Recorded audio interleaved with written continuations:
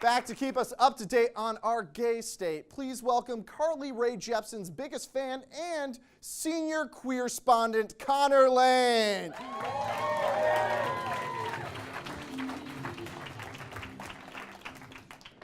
Thanks for having me back, John, but I don't have anything to actually talk about. Things are going really well for the LGBTQ plus community. Well, wow, that's great to hear. I'm so happy to hear that. Nah, I'm just fucking with you. The heteros are at it again, folks.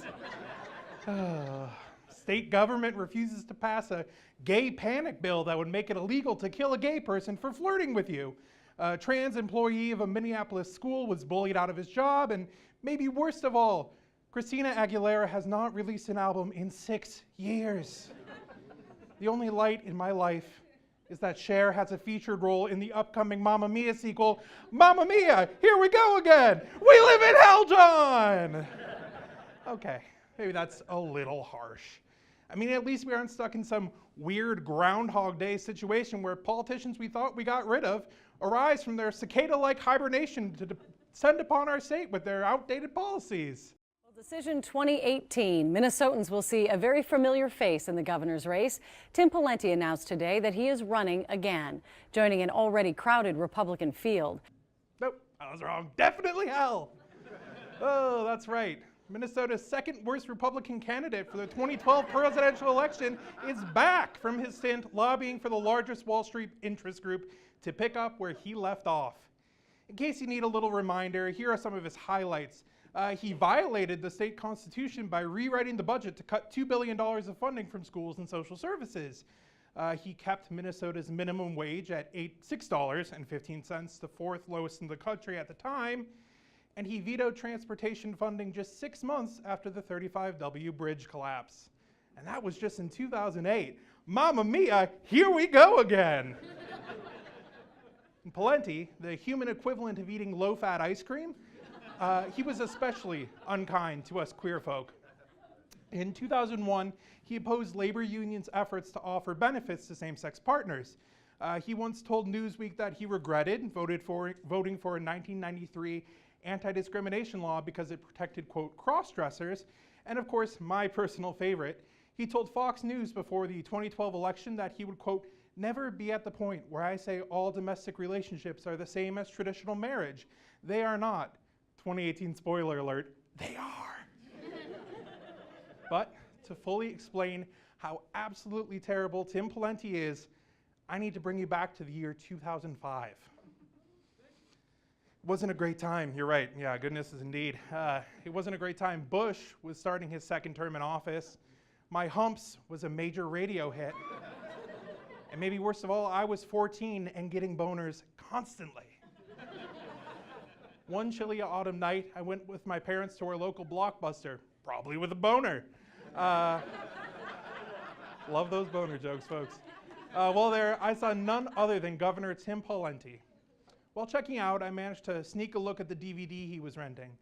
There were plenty of movies released in 2005 that Tim could have been renting. Walk the Line seems like a suitable white guy movie. Or what about Batman Begins, to appeal to his desire to make decisions for the state on his own without the legislature? I would have even been okay with him renting the classic Vin Diesel film, The Pacifier. But I'm sorry to have to tell you this. It was the Adam Sandler movie, 50 First Dates. No. If you don't remember 50 First Dates, which that guy does, it's the movie where Drew Barrymore suffers from a debilitating case of anterograde amnesia after a car crash. As a result, every morning she wakes up thinking it's October 13th, 2003. Adam Sandler uses this information to gaslight her into falling in love with him, and then forces her to relive her trauma every morning in order to be with him. Also, it's a romantic comedy. But hey, people change. I used to think Madonna was talented. We all have regrets, folks. But that's not the case with Timmy. He was recently the keynote speaker at Minnesota Family Council's annual dinner. Now, despite sounding like an organization made up of moms who like to get together to trade tips on grilled cheese while listening to Bruno Mars, those would be good moms. It's actually made up of moms Would like to speak to your manager because you didn't include my coupon when I got my chicken wild rice bread bowl. And my brother actually knows the owner of this Panera, and I could have you fired in a minute, you little peon. Caitlin, quiet down. Mommy is harassing this underpaid young lady because mommy is empty inside.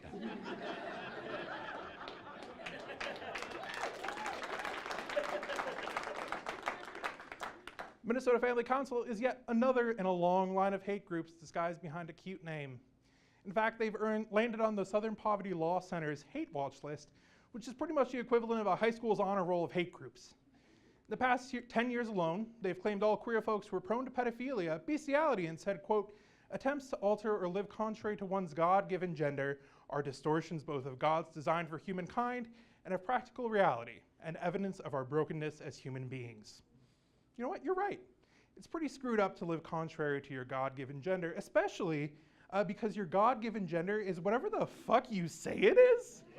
It doesn't matter what sex you were born. If you say you're a woman, then you're a woman. And if someone wants to go ahead and disagree with that, maybe they should look to themselves for evidence of our brokenness as human beings. Yeah, right?